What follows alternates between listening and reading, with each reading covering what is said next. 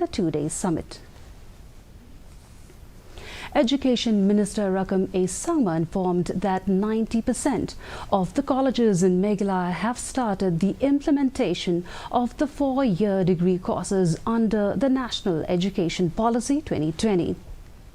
Speaking to media, Sangma said the state government had earlier written to NEHU that some of the colleges had expressed their inability to implement the NEP with regards to the ongoing stalemate between the NEHU and the Meghalaya College Teachers Association and NEHUTA.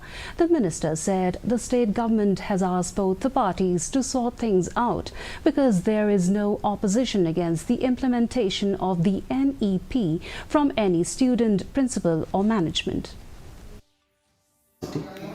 So all the colleges, I think 99% of the colleges of the state has already implemented, and the classes for 4-year graduate courses already been started in almost all the colleges of the state, and we are in touch with the head of the institutions and the management.